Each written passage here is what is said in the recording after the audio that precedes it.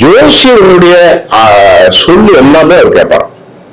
இத்தனை மணிக்கு தான் கால் எடுத்து வைக்கணும், 10-11க்கு போனாதான் காரியம் விளங்கும், 10-12க்கு போனா அது காரியம் விளங்காது. அப்படி நிறைய பேர் இருக்கான்.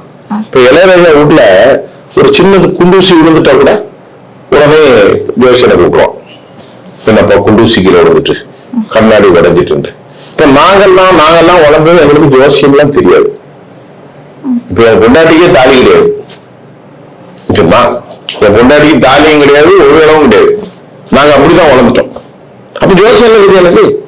நாங்க எங்கேயோ போயிட்டு இருப்போம், பிள்ளை ஸ்கூல்ல சேர போவோம், இல்ல கடைக்கு போவோம், நல்ல கடைகளுக்கு போவோம், ஏத்தாப்புல பணம் போவோம், நல்லா சமையல் நாங்க போயிட்டே இருப்போம். எனக்கு தெரியாது, எனக்கு ஜோசியம் பத்தி நம்பிக்கை தெரியும் செய்யாது. அப்ப இவருக்கு அது தெரியுது.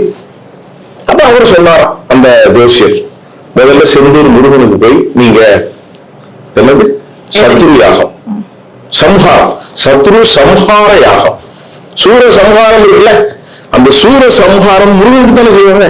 அந்த சத்ரு சம்ஹார யாகம் நீங்க அங்க பண்ணுங்க. ஏத்தாப்புல காலியாயிரம் சூரியன் சொன்னார நிலவு தெரியல, அது அவருடைய, அவர் கோயிலுக்கு போயிருக்காரு, அது நம்பிக்கை. அப்புறம் நம்ம ஸ்ரீ ஸ்ரீ சாய்பாபாவுக்கு போயிருக்காரு.